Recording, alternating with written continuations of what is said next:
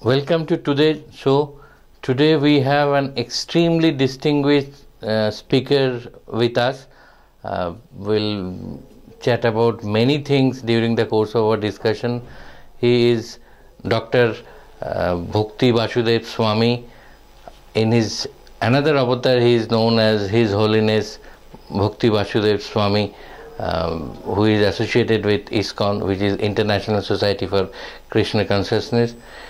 He is an extremely erudite and scholastic person who teaches at Minneapolis in the United States. He goes around the world talking about various topical and very interesting issues facing the world at large. So we are extremely proud to have him amid us today. Welcome to the show. A pleasure. Maharaj. Since he can talk about many things and most of the things under the sun, so I'm sure we'll have a very informal, at the same time very insightful discussion. To start with, we know many of the countries, particularly in the third world and in the developing world as well, like countries like India, Bangladesh, Pakistan, they are often faced with the issue of financial fraud, corruption, etc. And one of the topics that you delve at large with is sonic therapeutic intervention for curbing financial frauds. So may I start with asking you, what is this sonic therapeutic intervention all about? Thank you. This is a very insightful question. Because as a management scientist, I conduct research, and this very research was focused on how transcendental sound vibrations can transform the individual in such a way that they become transcendental to the impulse of fraud intentions, fraud manipulations, etc. So here is the deal. According to the research, and the basic the format of the research was such that, in research we have methodologies like quantitative, qualitative, and mixed methods. So this very research, I utilized a qualitative method, and it was basically all about how the chanting or the repetitions of the names of Krishna, Rama, and Hare, how they impact on the individual and the results they create. So I went around interviewing people who had been involved in this process, the process of Bhakti Yoga. For some of them have been involved in the process for 2 decades, 3 decades, and they are mainly people who are of high profile status. A number of them are PhDs, they've been practicing, a number of them have masters. I think the least participant was a first degree holder. So these are people who are involved in practice of Bhakti Yoga or Krishna consciousness for decades. And when I conducted this interview, my research focus was on how the mantra, how the Hare Krishna, Krishna Krishna, Hare Hare, Hare Rama, Rama Rama, Hare Hare, how it has impact on their impulses. For instance, the desire to accumulate wealth overnight, and even to take the risk of stealing from your company. And it happens, because I know of cases, even when I was in Africa, I know of cases where people chief financial officers of a company or general managers of a company, and they steal so much money from the company, and before the director knows, they've gone. So what I found in this research was that the chanting enabled one post-conventional consciousness. Post-conventional consciousness is a platform or an awareness where you are on a particular level of awareness that you know this is not good, it's not good for the community, it's not good for me, it's a crime or it's an antisocial behavior, and you don't need anyone to tell you. You just completely ignore it. If even the opportunity is there for you to violate it, you completely ignore. In other words, the assumption is like you are so much aware of your environment, of the fact, aware of yourself, of the fact that you know someone is watching you. And not only that, you are aware that this is not good, it's not for the benefit of everyone involved, it's not for the benefit of the company, and you are treating the resources of the company as if it is your personal assets. You can't steal it from your own assets, boy. You cannot steal. So this is a high level consciousness where you are dealing with the money. Say you're the chief financial officer or the accountant or whatever, and the frauds mainly take place in the accounting section, you know.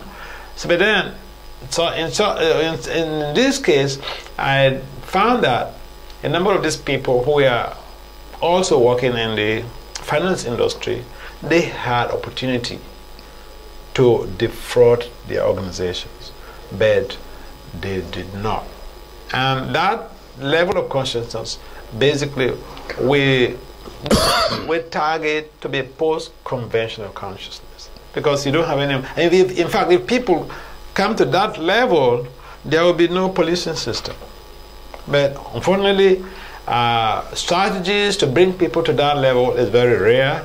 And by the way, the essence of their involvement in the Krishna consciousness or in the chanting of the Hare Krishna movement was not just to become, to get to that platform of post-conventional consciousness, of not being attracted to stealing, or not being attracted to of crime or defrauding their firm. The idea was the whole purpose of their involvement was to come to a platform where they can really have divine love for Krishna. In fact, the purpose of the Hare Krishna Mahamantra chanting is to attain pure love for Krishna. Krishna Prema Puma to Maha. And this other thing of being free from the propensity to cheat, to steal, to defraud, these are just side effects. Just like any intervention in the secular world, allopathic medications, they have their side effects. They give you some good deal, good comfort, healing, recuperation, encouragements, but also they have side effects. I'll give an example: chemotherapy. People who have cancer, in most cases they undergo chemotherapy, but chemotherapy has terrible side effects.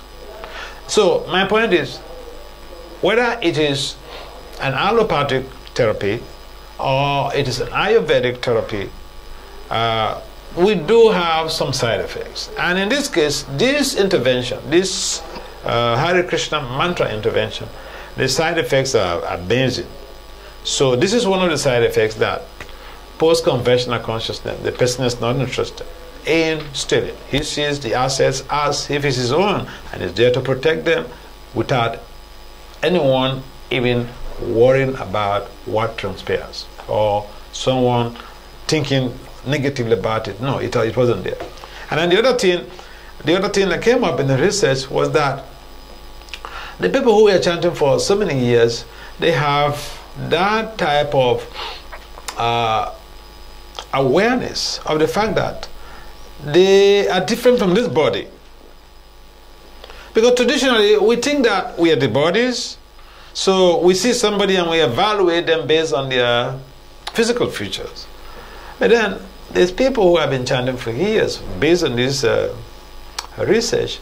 They have attained a platform where they recognize that each and everybody has their physical body, but they also have their self, the spirit self or the spirit soul. And so they don't just identify people based on their bodies. And that is amazing, because in the West, every one of us, or majority of us, have that conception that, I'm this body, and whatever it takes to satisfy the body, you go ahead and do it. And this has created a lot of problems for mostly a number of leaders in the Western countries.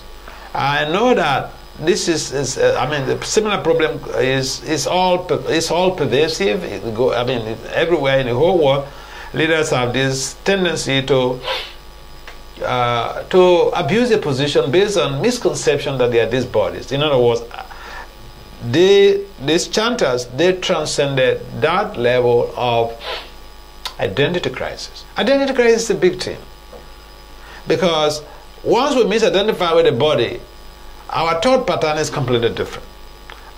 We take advantage of situations we wire situations. Our brain have become so wired that everything we experience or we encounter, we try to evaluate it how it's going to suit my purpose in terms of my gratification. So the people, these participants of this very research, they had this high understanding, high conception, high realization beyond the physical body. In other words, they were completely they transcended the identity crisis. They were able to overcome that. And then they also had these spiritual values. Which means these people, there are empirical evidences to prove that people who regularly chant, their life is less prone to to exploitation. And the other thing is, it's more of preemptive in nature than preventive, because it changes one from inside. Yeah, from inside. You see, you can make so many laws. Okay, in America, see, if you're driving on the highway and someone even makes a little mistake, maybe they didn't honk before they cross, or they didn't put on the light, the traffic light before they overtake you, you can call the police, and in 3 minutes the police are there to arrest the person. 3 minutes. But people still commit offenses. People still commit road traffic crimes. They violate road traffic edicts. People still break into homes to steal and all these things. The police, they're there. You just call the police and they're arrested. So, yeah, making laws is good to safeguard people, but making laws alone without transformation of individuals cannot really solve the whole problem of prevention of crimes. Which means the deterrents are not as effective as these preemptive therapeutic interventions. Yeah, deterrent, I've seen cases when I was young. I used to sneak out from my father's home. We were living in the city, a metropolitan city, and I used to sneak out when I was like a third grader, fourth grader. I used to sneak out from the home to go to the stadium. Okay? And I remember one time we went to the stadium to watch public execution. And so when they were executed for robbery, the law in the country at that time, that was in Africa, the law in that country at that time, it's being ruled by the military. And so they had these draconian laws that if you're involved in drug, you could be executed, or you commit armed robbery, you could be executed. So we went to watch. I was curious to see when people are being killed. So I went there with two of my cousins. Children, we get to the stage of exploration. So we went to the stadium and we watched the execution. People are being executed for robbery. Okay, so after the execution, we were going out from the stadium. Right at the gate of the stadium, people have seen how the consequences of stealing, being executed. But right at the gate of the stadium, police caught people picking pockets, stealing. So, in a Vedic language, we have this concept, pashyana pina pashyati. After even seeing, after hearing, it does not deter you from committing a crime. You can still go on. Oh yeah. So, this mantra meditation that the Hare Krishna are involved in, there's a lot of transformation that comes with that. And so in my research, I found that the elements of post-conventional consciousness and transcendence to identity crisis, and then spiritual values and self-control. These elements, when you conduct research in the literature, you find out in management sciences, you find that self-control, for instance, is an antidote to crime. Because in the general theory of crime, propounded by two criminologists, and they are Gottfriedson and Hitchie, in 1990, they developed this theory called the general theory of crime. And the general theory of crime basically stipulates that all crimes and antisocial behavior are due to low self-control. In other words, due to people who lack self-control. And in this research, one of the elements of the results was that the people who are chanting this Hare Krishna mantra, they develop high self-control. And so high self-control, post-conventional consciousness, and transcendence to identity crisis, they are enablers of completely being transcendental to fraud. Crime. And they enable complete anti-fraud prospects of life. And from there, we draw the conclusion that yes, because the antidotes of fraud or antidotes of crime are part of these results, and so this chanting enabled So is there any scientific basis of claiming that this is the particular mantra which is one goes on chanting and chanting, then there will be changes from within, or it can be any other chant for believers of other religion, other spiritual practices and all that? Yeah, in the management science literature, there are a number of researches that have been conducted regarding the use of sound or mantra meditation in, for instance, promoting mental health, or the use of mantra meditation in promoting willpower. People get into trouble because one reason, their willpower is very low. They have good intentions. I like to do like this, but then the willpower is not there. In fact, 80%. I was just reading some study. 80% of people. This was a study in America, according to the U.S. News. A study in America that was conducted. It shows how 80% of the participants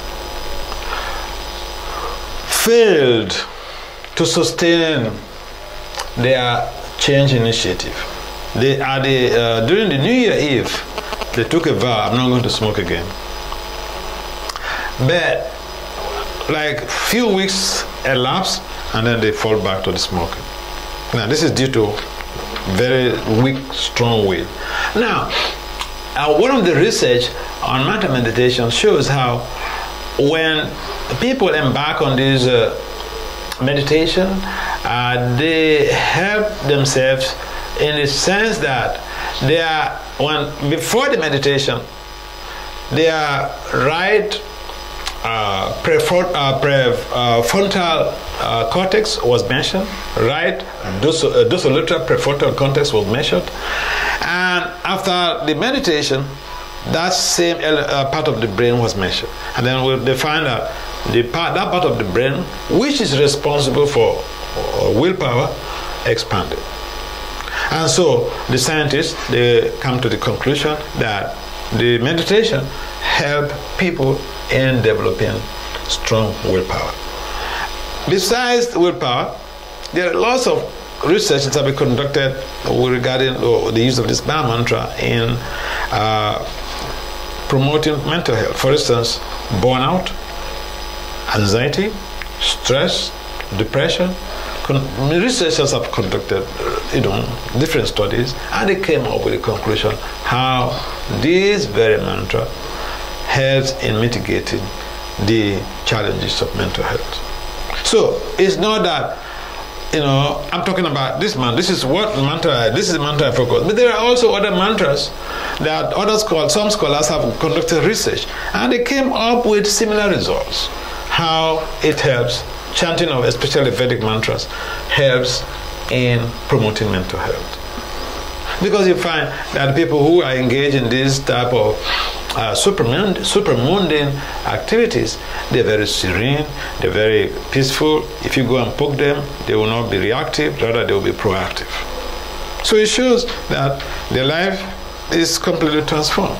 And so yes, there are other mantras that are also very effective in transforming individuals.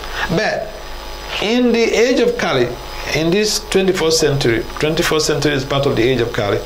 In the age of Kali, for the purpose of attaining God consciousness or Krishna consciousness, attaining Krishna, it is recommended. Lord Krishna himself recommended also in the Bhagavad Gita that of all sacrifices, he is japa. In other words, chanting softly his holy name for the individual's benefit. In the Puranas, it is also mentioned that in Kali Yuga, in this present dispensation, the process of attaining God consciousness is to chant his holy names. Hare Krishna, Krishna Krishna, Hare Hare, Hare Rama, Rama Rama, Hare Hare. So, this is another higher level, but as researchers, okay, so I'm a Swami, I'm a guru, but I'm also a researcher, I'm a scholar, okay, so I try to integrate both sides, and that gives me a lot of satisfaction, okay, because I can explain the things based on scientific values. Yeah, another scientific value we practice based on this chanting, because the chanting, you could do it on your own individually. Is there any particular way that one has to chant this, or any way one likes it? Well, there are particular ways that yields more effective results, but anyone who if even you play with the mantra, if even you use the mantra to mock somebody, say a priest, okay, you get some benefit. But we don't advise people to go on that route. But if even you playfully chant the mantra, you get some benefit. There is no loss or diminution in the process of chanting this mantra. Yes, but the best period to chant this mantra, if we want to attain that love of Godhead, because the love of Godhead gives us, the love of Godhead, basically, we want love in this world, but the love of Godhead, is integrating all of the love that we're looking for in this world. And so, yes, there is a specific way to do it. There is also a set down period to do it within a time frame. If you do it within that time, then you can get higher results, because, for instance, the day and night are governed by the three modes of nature. We have the mode of goodness, the mode of passion, and the mode of ignorance. Now, the nights are basically under the auspices of the mode of ignorance. So, it's recommended by the acharyas, recommended by the sages, that if we want to get the optimum results of chanting this Hare Krishna mantra, we should do it during the Brahma Muhurta hours, before sunrise. In fact, that time, everywhere, you have serenity of purpose, and you can have a better focus. And yes, that's the best period. And besides that, you can chant anywhere. You can chant in the toilet, you can chant anywhere, you're bathing, you're diving in the Ganga, you can, anywhere, in a bedroom, you can chant anywhere. It's quite like in Bengali we say ছলে বলে কৌশলে যে কোনো ভাবে আরাধ্যকে ডাকলেই তার কাছে পৌঁছানো বা উনি যেটাকে অ্যাটেন্ড করার কথা বলছিলেন. But that tempts me to ask you another question. On one hand, all these spiritual gurus, yogis, they talk about meditation, which is done in total tranquility, total peace and silence. So one thing talks about silence, the other talks about therapeutic, sonic therapeutic, which involves sounds, audio. So is there a contradiction, or no, there's no contradiction. There are different approaches to meditation. Because apparently noise, sound and silence, they are opposite. There are different approaches to meditation. Just like a number of scientists. I was just speaking with one of the boys who accompanied me. He did his PhD in mathematics, and so he did a quantitative study with all diagrams here and there. So he was not aware that there are other processes of research methodologies. So then I was explaining to him the different research methodologies, because in management sciences, when I was doing the PhD, you take a phenomena and you have to use the quantitative approach, the qualitative. We play with research. So you go here in this way, you go quantitative, pure scientific. You go qualitative, there is some type of leaning, and then mixed methods. So in a similar way, in meditation, we have different approaches to meditation. The goal is to attain higher levels of consciousness.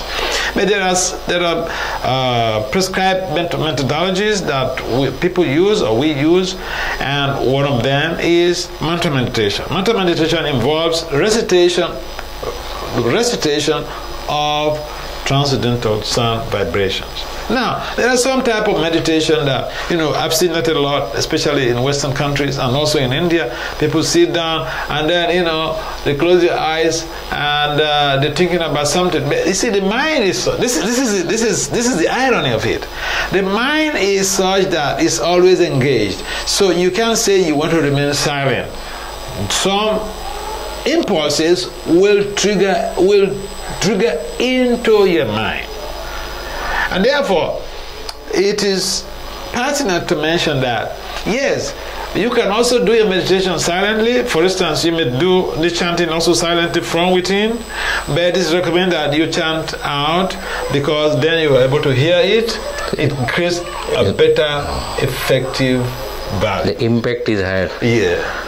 And it resonates also. Yeah. So there is a particular way, and there is a particular time as well, as you said, the Brahma Muhurta, to chant these mantras. Right? Sure. So you can follow either doing meditation in total silence or doing chants. But this chanting, has it got anything to do with the breathing, normal breathing? Has it to be done with some breathing exercise as well? Yeah. See, what happens is that in previous ages, people do meditation. They go to the forest to embark on meditation. And then the first thing, it begins with physical exercises like breathing and all this type of stuff. Now, that helps. But, the physical exercises are also encapsulated in this chanting. First, and the breathing process is also encapsulated in the chanting, because when you are really involved in the chanting, your breathing system is not normal. So you're chanting Hare Krishna, Krishna Krishna, Hare Hare, Hare Rama, Rama Rama, Hare Hare. You're not breathing like a normal person who is just doing some domestic job or official chores or whatever.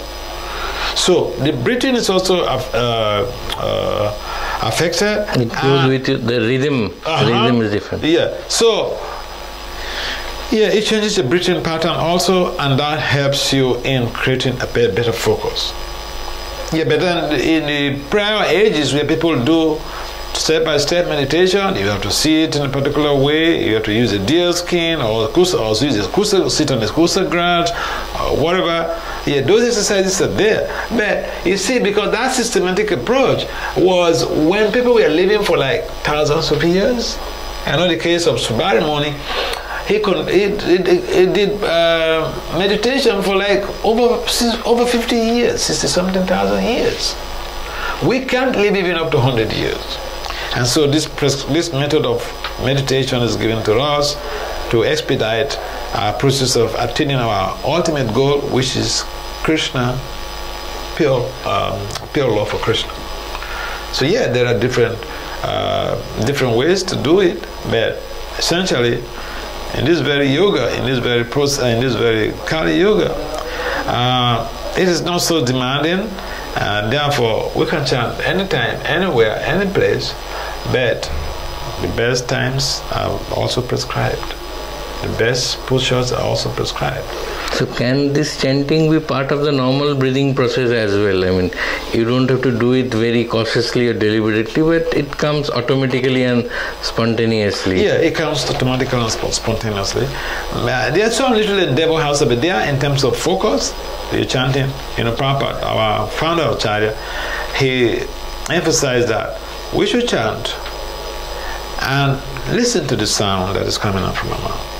Because that helps you, the individual meditator, in creating a positive spiritual change. There are some preachers who say that there is a method which is popularly known as the Hamso method. Once you inhale, you go on saying so, and once you exit, you say Hamso, or it could be other way around as well.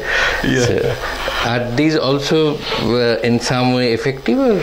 These are any meditation that involves transcendental names like Om Namo Bhagavate Vasudevaya. There's so many mantras in the Vedic culture, in the Vedic literature.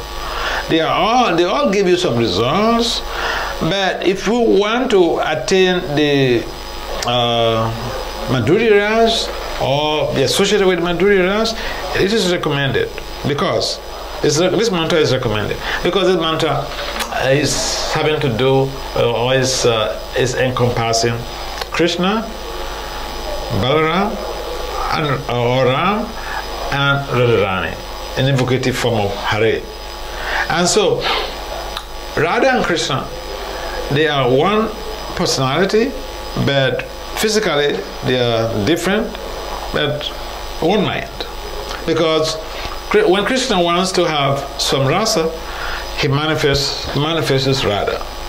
So sometimes people have the misconstruement. They think, oh, why did Krishna have a girlfriend? Or why did Krishna have a wife? Or whatever. But it's the same person. It's what we call in Western culture, Father God and Mother God. So the whole thing is such that these names, Hare, Krishna, Rama, they are the embodiment of these three personalities, Radha, Krishna, Rama. And so when we chant, we are actually creating our viable future to have an ingress into Goloka, because that is a resident of Krishna and Radha Krishna and Balaram. So when we chant these names, we're actually preparing for our future. And especially in India, where you people are so much blessed. Just to take birth in India, you know what that means? If Indians know what it takes to be born in India, they'll be crazy after spirituality. Unfortunately, in some cases, people have all of these assets, spiritual assets, but we're not able to take serious. We're not able to take things seriously. But the point is that these names are very powerful. And these names have transformed so many people. The names have changed hippies to happies, potheads to sadhus. So, what type of transformation you will find anywhere that will transmute potheads, drug addicts, to holy men, holy women? In fact, Prabhupada, when he was in America, the people need to hear this. When the founder of ISKCON was in America preaching, so one of the places that was really very, very rare for sadhus to preach. In America there are some places what we refer to as nudist homes, and nudist environments or nudist communities are such that men and women they live there nude. So these are like artificial renunciants. They come from wealthy families, educated families, but then they're like renunciants. They renounce all of the wealth and then they go to nudist homes. And Prabhupada even went to nudist home and made devotees there. He preached to them, and then some of them followed him. So this is the transformative effect of the Hare Krishna mantra. It's just instant. It changed people's life. Look, I'll give you an example. My own case, I was not born in India, okay? But for the past 39 years, I've been involved in this process of chanting the Hare Krishna Maha Mantra. Yeah, I could do something else with my life. I have a PhD in management science with over 35 publications. I remember the other time when I was having an interview with one platform, and then those two guys, they became so curious. They said, "But how did you get here? With all your skills, how did you get here?" So, yeah, we do have what we call samskaras, and so when you're born, those past events that you've been involved in, they come along with you. And I remember my case, I was just yearning for understanding Indian philosophy right from third grade. And then I started buying some Indian books and started reading, and my father was scared. But there's nothing he could do. Where my son is heading. Yeah. So then he trusted me, okay? So he just was praying that. Eventually allowed you to pursue whatever you want to. Yeah, exactly. He was very understanding guy. So, yeah, my point is, it's very transformative. The process is very transformative. What else can how else can I describe it? It's so transformative. It had changed, a person like me, he was a militia, to what I am now today. So you hail from Nigeria. Yeah, I was born settled in the States. I was born in Nigeria. I joined the Hare Krishna movement in Nigeria. I bought 2 literatures from one devotee. At that time, I was a young man working with the Department of Justice. And then I met this devotee, so I bought some 2 books. And I went to my home. I was living by myself, a different city from where my parents were living. So I read the day I bought those books. I didn't sleep that night. I just used my time to read the whole books. And when I finished reading those books, all of the questions that were bothering me since my childhood, I asked a lot of questions when I was a kid. But family members, they could not give me satisfactory answers. Teachers couldn't give me any answers.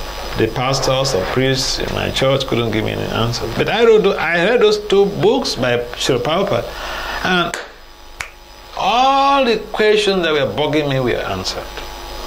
So I thought, I'm sure other people are suffering like me, lacking information, spiritual information. So let me join and help to spread this message to others. That was the motivation for me to join. So yes, I was born in Nigeria. So when I joined in Nigeria, then I got invited by some professors in America, political science professors, to come for their conference. And when I came to America, some devotees requested that I could stay in America to help with the preaching. So I stayed, and then that's how I became a U.S. citizen. And I've been living in America for almost 2 decades, yeah. So from Nigeria to the States, and then now you move around all over the world preaching these things. So you have seen different societies, different countries, and different types of human beings in different parts of the world. Yeah. So how is it that the level of fraud, level of corruption is different from one part of the world to another? And fraud is a general disease. As one may think that in America people are not involved in fraud, but my research was focused on America. Okay, we hear of third world countries, we have them in the news. Oh, this country, oh, that country, oh, that country. Traditionally, we don't hear about the West in the news for fraud. But there is also heavy fraud in Russia, in America, in England. So yeah, fraud is all pervasive. But the gradation is different. In some places it's highly sophisticated. And billions of dollars. Intelligent people do it in an intelligent manner. Yeah, in a sophisticated way. Yeah. In developing countries, in most cases, is very gross. I was reading in Indian Times how some tourists were defrauded in Puri. through hotel booking and all the rest of them. So the editor was warning that people want to book hotels in India, they have to cross-check, the additional risk to be defrauded. So fraud is there everywhere. There are people, human beings, we have big brains, but sometimes we misdirect the utility of our big brains for higher purpose. We misdirect our brains for lower purpose instead of higher purpose. But in India, spirituality or religious things being the lifeline of Indian society, and with so many gurus all around, don't you think that, going by your logic only, that these chantings and these prayers, they change one from inside? Yeah. So level of fraud and criminality or crime should have been much lower. But for all practical purposes, it is not. I've not studied India in terms of the fraud to make some comparative analysis, but fraud is very rampant in India. Indians are in most cases, the most intelligent people on this planet. In America, we have all these Indians who are surgeons, who are placed in high-profile positions. IT, they are all over. So Indians are very, very, very intelligent. And so when you're highly intelligent, and intelligence is not properly directed towards Krishna consciousness, the intelligence could be misled and used for criminal activities. Yeah. So, in India also crime is there, fraud is there. Especially during the COVID, I was seeing in the newspapers, fraud or here, fraud there. So fraud is a general disease, it's a general problem. But there can be another logic also, which sometimes cited by the fraudster or maybe someone else, that if God is all pervasive, or you call it Krishna or whatever name you give it to, and everything happens for a purpose. So even these frauds, they also happen for a purpose. Okay. And there can be a special reason or purpose why they are happening. So how can we actually define what is fraud and what is not? Okay. Yeah. There's a difference between what is fraud and what is not fraud. Fraud means we exercising our cheating propensity. Now, cheating propensity could also, in the financial industry, now cheating propensity could also be exercised in married life, for instance. People cheat their spouses, and sometimes it results to divorce. Now, the fundamental principle there is that we have a tendency to cheat. And if the opportunity arises, some people, they are not able to censor their mind and the urges of the senses, and so they become victims of circumstance. They fall into it. And then in some cases, they go to jail and all these things. Yes, so fraud is a general thing, and yes, people may say, like someone may argue that, but if God is all-powerful, why is he allowing this? Why is he allowing this? He should have controlled me from committing the crime. Yeah, it's a good argument, but the counterpoint to that is that God loves us so much, Krishna loves us so much, that if you love your child so much, you will not circumscribe your child. Unfortunately, I've seen some parents, even in India, I've seen some parents in India who circumscribe even their 35 years old sons. Yeah. So if you love your child so very, very much, you give them a breathing space. So Krishna gives us breathing space. He gives us, hey, I love you so much. You have a free will. Okay? if you love me, do the things voluntarily to please me. If you deviate, what can I do? I still have the free will. We do have a free will. So some of us abuse the free will. We get involved in fraud. We get involved in crime. And some people, they are able to resist the temptation of fraud.